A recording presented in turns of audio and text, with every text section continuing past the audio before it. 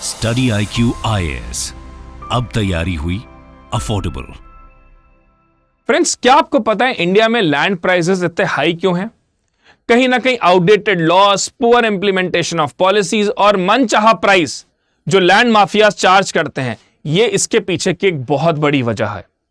अगर हम चाहते हैं कि भविष्य में ये लैंड प्राइसेस जो हैं ये कम हो, एक आम आदमी के बजट में हो, तो उसके लिए प्रॉपर इंप्लीमेंटेशन ऑफ पॉलिसीज और कुछ बातों का ध्यान रखना जरूरी है। तो इस वीडियो में हम जानेंगे कि why the land prices are so high, और is it just an inflated cost और a kind of an asset bubble which is created just because of demand supply gap. तो देखिए, सबसे पहले अगर मैं आपको बताऊं कि what are the major reasons behind that, is high prices in urban areas due to licence permit quota raj. That simply means, ये एक मीम है कि परमिशन हमारा लगेगा हमारे एरिया में काम करने के लिए। इसका क्या मतलब हुआ दोस्तों? कहीं ना कहीं जो लाइसेंस परमिट कोटा है वो इतना कॉम्प्लेक्स है, इतना आउटडेटेड है, और कहीं ना कहीं ईज ऑफ डूइंग बिजनेस को कहीं ना कहीं प्रमोट बिल्कुल भी नहीं करता है। मतलब एक ऐसा सिस्टम जिसमें लगातार बहुत ज्यादा पेपर वर्क, बहुत डॉक्यूमेंटेशन, यानी कि आपकी चप्पल घिस जाएगी लेकिन आपको रजिस्ट्रेशन कागज जो है उनका अप्रूवल नहीं मिलेगा साहब। लगातार डिले होना, करप्शन, मुंह मांगा दाम कि अभी अप्रूव कर देंगे, रख दो एक अटैची अभी के भी यहीं पे। इस तरह की चीजों की वजह से कहीं ना कहीं प्राइस बहुत एस्केलेट करते हैं। बड़ी बड़ी बिजनेस फर्म्स जो होती हैं उनको अप्रूवल नहीं मिलता है, जल्दी NOC नहीं मिलता है, जिसकी वजह से डिले होता है, हाई कॉस्ट होता है, करप्शन होता है, और उसमें सबसे बड़ी प्रॉब्लम है पॉलिटिकल इंटरफेरेंस ज्यादा होना। कहीं ना कहीं पॉलिटिकल पार्टीज, कहीं ना कहीं नेताओं के भी इसमें कट होते हैं। तो ये एक बहुत बड़ा रीजन है जिसकी वजह से high prices in urban areas है। दूसरा, एक डेटा मैं आपको बताऊंगा, चौंकिएगा मत, और चौंकने के साथ साथ एक तथ्य भी आपको बताऊंगा। आपको लगेगा कि नहीं सर, ये तो कैसे हो सकता है। हम हमेशा ये बात बोलते हैं ना कि हिंदुस्तान में तो लैंड की शॉर्टेज है, इसीलिए तो प्राइस बढ़ रहा है। मुंबई में अगर आप थोड़ा सा भी इधर उधर हाथ करोगे तो किसी ना किसी से हाथ आपका भिड़ जाएगा दोस्तों, लेकिन यह तथ्य गलत है। जी हां फ्रेंड्स, 2008 में अजय शाह ने एक रिपोर्ट बनाई और उसमें कहा कि जहां पर लगातार भारत के लिए बोला जाता है कि लैंड शॉर्टेज है, वहीं अगर हिंदुस्तान में हर फैमिली के पास में 1000 स्क्वायर फीट ऑफ होम अगर वो चाहती है, लेट्स से कि कोई फैमिली है and they want a 1000 square feet of home, मतलब if they want a 1000 square feet of home, it simply require only 0.76% of India's total land। मतलब अगर भारत में किसी को अपना घर बनाना है 1000 स्क्वायर फीट का, तो पूरे भारत के लोग अगर अपना 1000 स्क्वायर फीट का घर बनाते हैं तो भी हिंदुस्तान के टोटल लैंड एरिया का वो सिर्फ 0.76% है। चलिए मान लेते हैं कि ये डेटा 2008 का है, अगर हम 2024 में भी इसमें ले तो मैं तो मानता हूं 5% मान लो। मतलब अगर हिंदुस्तान का हर व्यक्ति 1000 स्क्वायर फीट का घर बनाए तो भी वो भारत का 5% लैंड जो है उसको कहीं ना कहीं उसका एक्विजिशन होता है। इसका मतलब 95% लैंड अभी भी हमारा खाली है। साथ साथ में अगर आप देखो तो इसके पीछे का जो सबसे बड़ा कारण है वो है एस्केलेटेड कॉस्ट, और इसमें कहीं ना कहीं ये जो लैंड ओनर्स हैं उनका मनचाहा जो दाम वो लेते हैं वो एक बहुत बड़ा रीजन है। इस टेबल में अगर आप देखेंगे, डेटा थोड़ा सा पुराना है, 2007-10 का है, लेकिन आप जो सिटीज हैं उनकी पोजिशनिंग सेम है। आप देखें यहां पे मुंबई में पर स्क्वायर फुट एरिया जो लोएस्ट जोन है और हाईएस्ट जोन है। लोएस्ट जोन आप देखें तो जैसे धारावी है और इस तरह के जो एरिया है, हाईएस्ट जोन देखें तो लगभग 40,000 रुपीज पर स्क्वायर फुट है। अंधेरी हुआ, BKC वाला एरिया हुआ वहां पे। बैंगलोर में लोएस्ट जोन अगर आप देखें तो 5671 के आसपास, जैसे माराथल्ली और इन एरियाज में।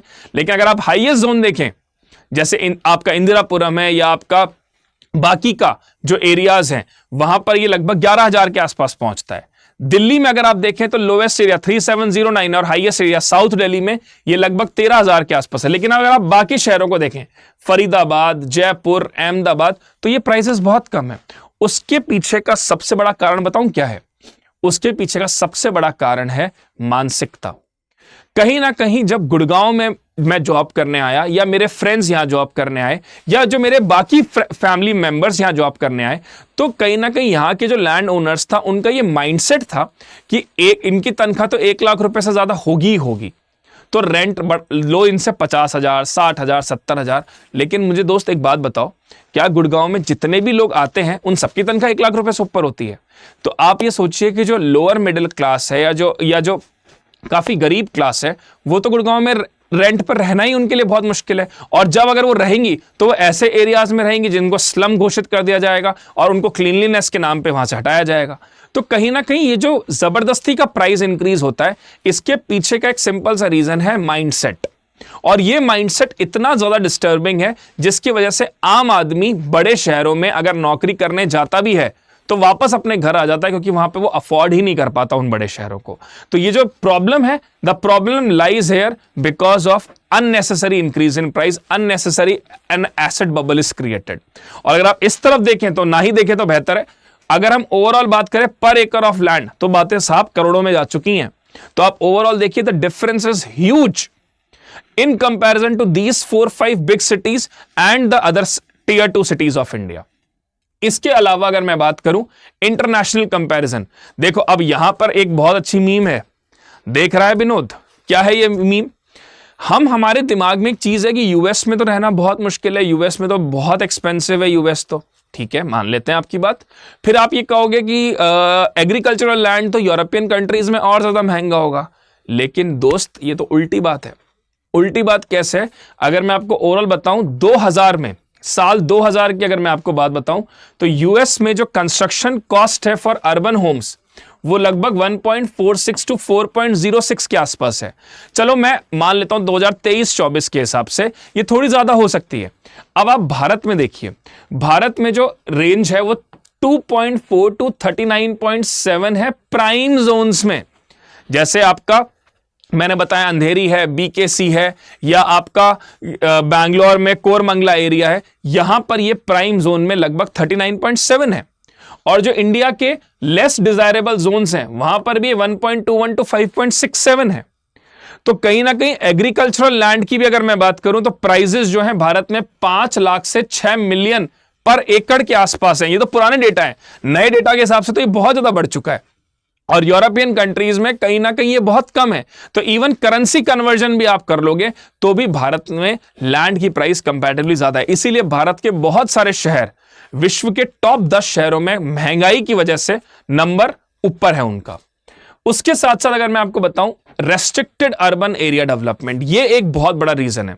तो कहीं ना कहीं यहां पर ये बात बोली जाती है, जो अक्षय कुमार बोल रहे हैं कि भाई साहब ये कौन सी लाइन में आ गए आप। इसका मतलब सिंपल सा ये है कि भारत में अर्बन हाउसेस जो हैं उनके कंस्ट्रक्शन पर भी लिमिटेशन है कि आप पर्टिकुलर एरिया से ज्यादा कंस्ट्रक्शन नहीं कर सकते। इन एरियाज को आपको खाली रखना पड़ेगा। इन एरियाज में रेस्ट्रिक्टेड है कि आप यहां पे किसी भी तरह का अर्बन होम या लैंड परचेज नहीं कर सकते। So these things also escalate the price. So town planners designated limited areas for urban growth and impose strict zoning zones. Expansion beyond these zone is severely restricted और delayed. तो कहीं ना कहीं ये governance paralysis की वजह से ये प्रॉब्लम बहुत ज्यादा बढ़ती है, जिसकी वजह से इंडिया में प्राइजेस जो हैं लैंड की वो एस्केलेट जरूरत से ज्यादा हो रही हैं। फिर अगर मैं आपको बताऊं fundamental value versus market price, देखिए कुछ नॉस्टैल्जिया लगेगा कुछ लोगों को। तो यहां पर welcome to old Rajendra Nagar. एक बच्चा, मैं अपने एग्जांपल ले लेता हूं, जब मैं जयपुर में रहता था तो हमारे यहां पर जो हम लोग रेंट पे देते थे किसी को 1 BHK 2 BHK, हम देते थे 5,000, 4,000, 8,000, 10,000 मैक्स। जब मैं दिल्ली आया और ORN आया तो मुझे पता चला एक रूम का रेंट है 25,000। और अगर मैं अपने हाथ थोड़ा सा यूं फैला लूं तो पता चला दूसरे बंदे के घर के रूम के अंदर मेरा हाथ घुस गया। मतलब आप सिंपल सोचिए, एक छोटा सा बेड, एक अलमीरा और एक टेबल और ऊपर गर्र करने वाला पंखा, और उसके बाद मैं क्लास ले रहा हूं, उसके बाद मैं पढ़ रहा हूं, and that too I am paying 25,000 to 30,000 rupees excluding electricity. Why this happen? Because it is a market price. Now the fundamental value and market price is a huge difference between them. Fundamental value में क्या होता है? Fundamental value मतलब उस area की demand जो उस area की प्राइस है, कि जैसे क्या फॉर एग्जांपल हम कहें कि इंट्रिंसिक वैल्यू कितनी है वहां पे स्टॉक्स की, लैंड की, जो कि कहीं ना कहीं उसके यूटिलिटी और इनकम जनरेशन से पता लगती है। लेकिन जो मार्केट प्राइस है वो टोटली डिफरेंट है। मार्केट प्राइस क्रिएट होती है डिमांड सप्लाई के अकॉर्डिंग, और इसमें स्पेक्यूलेशन भी होता है, इसमें वेरिएशन बहुत आता है। अब पूरे दिल्ली का, पूरे हिंदुस्तान को पता है सबसे ज्यादा बच्चा पढ़ाई करने जाता है ORN या मुखर्जी नगर में। अब खैर बाकी जगहों पे भी जा रहे हैं, लेकिन ORN और मुखर्जी नगर में सबसे ज्यादा बच्चे पढ़ने जाते हैं, तो डिमांड ज्यादा है, प्राइस बढ़ा दो। अब अगर आप सोचिए कि आप 6 मेट्रो स्टेशन पहले रहे, आप रहे तिलक नगर या सुभाष नगर, तो आपका रेंट कॉस्ट बहुत कम होगा। द रीजन बीइंग क्योंकि वहां पर डिमांड एस्केलेटेड है। तो ये जो मार्केट प्राइस बढ़ती है, ये कहीं ना कहीं बहुत ज्यादा प्रॉब्लमैटिक है। उसके बाद अगर मैं बताऊं कि कोऑर्डिनेशन फेलियर, हर तरफ कंफ्यूजन है, there is no law as such. जैसे ये हमारे गजनी भाई हैं, ये कंफ्यूज रहते हैं। Similarly the same confusion prevail in the government ministry as well. आप देखिए ना कितने प्रॉपर हमारे यहां पे लॉज हैं कुछ कुछ चीजों के। बैंकिंग नॉर्म्स के लिए RBI है, स्टॉक्स नॉर्म्स के लिए सेबी है, इंश्योरेंस के लिए IRDA है, लेकिन यहां पर there is no as such body who is governing these things. There is no as such body which is doing the close coordination, close synchronization, जिसकी वजह से कोऑर्डिनेशन फेलियर्स बहुत ज्यादा हैं। एक दूसरे पे आरोप प्रत्यारोप चलते रहते हैं। कोई कहता है कि लैंड माफिया ने प्राइस बढ़ा रखी है, कोई कहती है सरकार भ्रष्ट है, कहीं पे कहा जाता है करप्शन बहुत ज्यादा है। So there is a huge problem persist in the system itself, and that is the reason the coordination failure create a huge problem। जितनी असिस्टमैटिक तरीके से चीजें होंगी, उतना ही वहां पर प्राइस बढ़ेगा, क्योंकि कंफ्यूजन रहेगा। हर व्यक्ति अपने आप में कहीं ना कहीं आगे बढ़ेगा और बात ये बोलेगा कि मेरी बात सुनिए, मैं हूं यहां का जो प्राइस डिटरमाइन करता है। तो this coordination failure again create a big impact in the economy. अब हम बात करते हैं methodology for determining the fundamental value of land. अब ये तो हमें समझ में आ गया कि लैंड माफिया डिमांड और सप्लाई के बेसिस पर लैंड प्राइसेस जो भी चार्ज करना चाहे वो करते हैं, लेकिन क्या एक्चुअली में ऐसा कोई फॉर्मूला है जिससे लैंड की वैल्यू डिराइव हो सके, या ऐसा कोई तरीका जिससे हमें पता लग सके कि लैंड की वैल्यू क्या है? तो बिल्कुल है वो तरीका। सबसे पहले crop income based valuation. Crop income based valuation में क्या होता है, जैसे मान लीजिए कोई क्रॉप है, उसकी सेल करी, ये हमारे रामू काका है, इन्होंने क्रॉप को सेल किया 1 लाख रुपए में, ठीक है, और इनकी जो कॉस्ट लगी है रॉ मटेरियल की या जो सीड्स हैं, फर्टिलाइजर हैं, इनकी जो कॉस्ट आई है वो आई है फॉर एग्जांपल 50,000 रुपए। तो इनका जो नेट आया है, इनकी जो नेट इनकम है वो कितनी हुई? Net income is 50,000। Net income इनकी 50,000 हुई।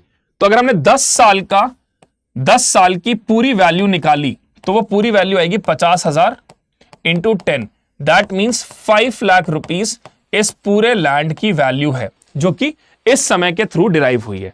तो this is crop income based valuation, मतलब क्रॉप की बेसिस पर आपकी कितनी इनकम जनरेट हो रही है, that is crop income based valuation. अब अगर मैं बात करूं एग्रीकल्चर रेंट बेस्ड वैल्यूएशन, यहां पर आप रेंट को मान लीजिए 35,000 रुपए रेंट है जो एक फार्मर चार्ज कर रहा है। अब 35,000 रुपए का रेंट है और हम उसको 10 से मल्टीप्लाई कर दें तो यहां 10 साल हमने लिए हैं, तो यह आएगा लगभग 3.5 लाख रुपए। अब आपका सवाल ही होगा कि सर यहां 3.5 लाख रुपए है और जो इधर आपने कैलकुलेशन करी उस हिसाब से 5 लाख रुपए आ रहा है। वो इसलिए बेटा क्योंकि अगर क्रॉप अच्छी हुई या वो लैंड फर्टाइल हुआ तो वहां से क्रॉप का जो रिटर्न है वो जनरेट ज्यादा होता है। इसीलिए जो फर्टाइल लैंड होता है, उसी की बात मैं यहां कर रहा हूं, तो फर्टाइल लैंड जो होता है उसका वैल्यूएशन ज्यादा होता है क्योंकि वहां प्रोडक्टिविटी ज्यादा होती है। वहीं जो रेंट वाला जो सीन है, रेंट बेस्ड वैल्यूएशन, वो जनरली उन लैंड्स का ज्यादा होता है जहां पे फर्टिलिटी कंपैरेटिवली कम होती है, तो वहां पे रेंट भी कम होता है, जिससे वैल्यूएशन उसका कंपैरेटिवली लेस होता है in comparison to crop based valuation. लेकिन यही एग्रीकल्चरल लैंड चाहे इतना फर्टाइल नहीं हो, लेकिन कोई बड़ी सिटी के आसपास हो, तो इसका वैल्यूएशन ज्यादा भी हो सकता है। So this is how the method is derive for to derive the fundamental value of land. अब एक और प्रॉब्लम, एक और चैलेंज, गांव में जो लगातार लैंड की प्राइसेस बढ़ती जा रही है, उसका रीजन मालूम है आपको? मैं यहां पे कहीं भी किसानों का विरोध नहीं कर रहा हूं, ना ही फार्मर्स के अगेंस्ट बोल रहा हूं, लेकिन जो लैंड एक्विजिशन एक्ट आया था 2013 का, उसने किसानों को लैंड की जो रिटर्न दी, जो प्राइजेस दी है, जो ऑफर किए, वो इतने ज्यादा थे कि जिसकी वजह से लैंड की प्राइजेस जबरदस्ती की एग्जैजरेट हो गई, ओवर एस्टिमेटेड हो गई। तो जहां पर लैंड की प्राइस मान लीजिए 5 लाख रुपए, वहां किसानों को बहुत लैंड का बहुत पैसा मिला। अब उससे तकलीफ क्या हुई किसानों को? तो ठीक है, मैं अगेन आई विल से कि this is not for I am saying against the farmers, I am just saying this thing. इससे प्रॉब्लम क्या हुई?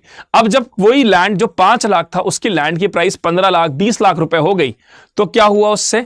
प्राइवेट कंपनीज ने वहां पर लैंड में इन्वेस्ट करना कम समझा, लैंड में इन्वेस्ट करना उन्होंने ठीक डिसीजन नहीं समझा, क्योंकि ना तो वहां इतना प्रॉपर इंफ्रास्ट्रक्चर था, ना इतनी प्रॉपर कनेक्टिविटी थी। इससे अच्छा उन्होंने सोचा कि हम 20 लाख रुपए यहां लगाएं, हम 25 लाख रुपए में किसी दूसरे शहर में जहां पे अच्छा इंफ्रास्ट्रक्चर है, जहां पर लैंड कनेक्टिविटी बेहतर है, हम वहां पर क्यों ना इन्वेस्ट कर दें।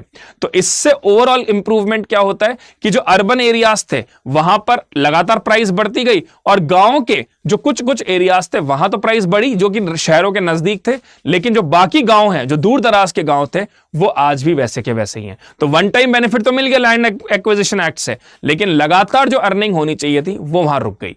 तो जिसकी वजह से कहीं ना कहीं कुछ रूरल एरियाज में जो शहरों के नजदीक थे वहां पर तो बल्ले बल्ले हुई, क्योंकि वहां पर लैंड की प्राइस भी बढ़ी और साथ में सैटेलाइट सिटी होने की वजह से सैटेलाइट टाउन्स डेवलप हुए, जिसकी वजह से ऐसे लैंड एरियाज को डेवलपमेंट मिला। जैसे एग्जांपल है मानेसर, गुड़गांव के बहुत नजदीक है। तो जब गुड़गांव डेवलप हुआ, तो जब गुड़गांव में पॉपुलेशन बढ़ी, तो धीरे धीरे मानेसर में भी लोग शिफ्ट होने लगे, और मानेसर में जब लैंड एक्वायर हुआ तो वहां पर लोगों को बहुत बढ़िया पैसा मिला, जिससे कहीं ना कहीं वहां की प्राइसेस भी अब आप देखेंगे तो रेंट की बढ़ रही है। तो this is how high prices in rural area due to land acquisition act.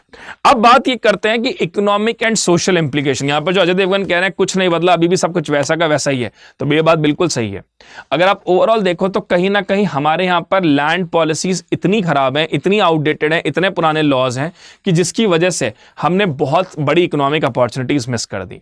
बहुत सारे एफडीआईज, एफआईआईज, इसलिए एफडीआईज इसलिए हमारे कंट्री में नहीं आते क्योंकि ब्यूरोक्रेटिक हर्डल्स बहुत हैं, पेपर वर्क बहुत है, डॉक्यूमेंटेशन बहुत है, रजिस्ट्रेशन बहुत ज्यादा है, कॉम्प्लेक्स नेचर है, जिसकी वजह से एफडीआईज हमारे यहां नहीं आते। दूसरा, अफोर्डेबल हाउसिंग का चैलेंज। अब आप एक चीज समझिए, ये जो हाई प्राइसेस हो रही हैं बड़े बड़े शहरों में, इसकी वजह से क्या हो रहा है, जो लैंड ओनर्स हैं वो बिल्डर्स को फ्लोर देते हैं कि आप यहाँ पे मॉल्स बनाइए, बड़ी बड़ी बिल्डिंग्स बनाइए, उसकी वजह से हाई राइज बिल्डिंग्स बनती हैं। अब इन हाई राइज बिल्डिंग्स बनने की वजह से जो अफोर्ड कर पाता है व्यक्ति वो तो वहां रह लेता है, लेकिन आप खुद सोचिए एक बार, भारत में कितनी प्रतिशत जनता ऐसी है जो बहुत रिच है? बहुत कम। तो जो आम आदमी है, जो कि गरीब है या लोअर मिडिल क्लास व्यक्ति है, उसके लिए अफोर्डेबल हाउसिंग बनती ही नहीं है। तो वो कहां रहता है? वो झुग्गी झोपड़ी में रहता है, और फिर स्लम के नाम पे उन्हें हटा दिया जाता है। तो कहीं ना कहीं ये भी एक बहुत बड़ा रीजन है कि सोशो इकोनॉमिक वेलफेयर हमारे यहां पे उतना एप्रोप्रिएट नहीं है। फिर अगर हम बात करें speculation and vacant properties, land को लेकर स्पेक्यूलेशन बहुत बड़ा गेम प्ले करता है कि आने वाले 5 सालों में इसकी जमीन का भाव देखना आप क्या हो जाएगा, आज खरीद लीजिए फायदे में रहेंगे, 5 साल बाद बीसीसीआई यहाँ स्टेडियम बनाने वाला है, 5 साल बाद यहाँ पे नया हाईवे बन रहा है, नया एयरपोर्ट बन रहा है। ये स्पेक्यूलेशन भी लैंड प्राइसेस को बहुत ज्यादा बढ़ाती है, और जब वहां पर ऐसा काम नहीं होता तो जो बबल फटता है उससे बहुत सारे लोग बैंकरप्ट होते हैं, बहुत सारे लोग दिवालिया हो जाते हैं, अपनी खून पसीने की कमाई को खत्म कर लेते हैं। और लास्ट में इन सब चीजों की वजह से हमारी कंट्री की इकोनॉमिक ग्रोथ पर बहुत बड़ा इंपैक्ट पड़ता है फ्रेंड्स, क्योंकि कहीं ना कहीं जो ये हाई प्राइसेस हैं, ये इन्फ्लेटेड प्राइस हैं, इससे लोगों की रियल इनकम फॉल होती है, रियल वेजेस फॉल होती हैं, देश में गरीबी और बेरोजगारी बहुत ज्यादा बढ़ जाती है। तो दोस्तों, वे फॉरवर्ड की अगर मैं बात करूं कैसे ये चीजें ठीक हो सकती हैं, तो एक तो स्ट्रीमलाइन करिए चीजों को, लॉज एंड पॉलिसीज क्लियर रखिए, करप्शन इसमें बिल्कुल खत्म हो जाना चाहिए, proper bureaucratic survey and monitoring होनी चाहिए, अर्बन डेवलपमेंट जोन्स को एक्सपैंड करना चाहिए, रेस्ट्रिक्टेड जोन्स को थोड़ा सा कहीं ना कहीं यहां पर मॉडिफाई करना चाहिए, सरकार को पॉलिसीज जो है वो एक फेवरेबल, एक हैप्पी फॉर ऑल पॉलिसीज को डेवलप करना होगा, प्राइवेट सेक्टर के पार्टिसिपेशन को बढ़ाइए, क्योंकि वो स्किल में भी आगे हैं, फंड्स में भी आगे हैं, और उनके पास मैनेजमेंट का जो एक एक्सपीरियंस है वो बहुत बड़ा रोल प्ले कर सकता है। लैंड पॉलिसी प्रोविजंस में रिफॉर्मेशन लाइए, आज के जमाने के हिसाब से लॉज बनाइए, क्योंकि जितने अच्छे लॉज बनाएंगे, जितना अच्छा कानून आप बनाओगे, उतनी चीजें ट्रांसपेरेंट और स्ट्रीमलाइन रहेंगी। और कहीं ना कहीं फार्मर्स के लैंड को अगर आप एक्वायर भी कर रहे हो तो उसको वापस फ्रीबी में मत दो, उसको फ्रीबीज मत दीजिए। फ्रीबीज एक तरह की बैसाखी है जिससे कभी किसान चल नहीं पाएगा, उसको आप लेटेस्ट टेक्नोलॉजी, R&D, किसान cards, soil health card, organic farming, natural farming, साथ साथ में उसको आपको अगर बेनिफिट देना ही है तो वो उस तरह का बेनिफिट दीजिए कि जिससे किसान कहीं ना कहीं अपने आप को भी डेवलप कर पाए, भारत में क्रॉप डाइवर्सिफिकेशन भी हो और उसकी पूरी फैमिली आगे बढ़ सके। तो इसी नोट के साथ इस क्वेश्चन को अटेम्प्ट करिए और मुझे कमेंट में लिखकर बताइए what must be the correct answer of this question. I expect the right answer from you in the comment section. और साथ साथ में आप मेरे टेलीग्राम आईडी से भी जुड़ सकते हैं। ये मेरा टेलीग्राम आईडी, आप इसको स्कैन करिए और टेलीग्राम से भी जुड़ सकते हैं आप मुझसे। साथ साथ में आप मुझसे इंस्टाग्राम के थ्रू भी जुड़ सकते हैं। तो दोस्तों, ये था मेरा आज का वीडियो। उम्मीद करता हूं आपको ये वीडियो अच्छा लगा होगा और कमेंट में मुझे जरूर बताइए how you like this video और नॉट। स्टडी IQ IAS, अब तैयारी हुई अफोर्डेबल।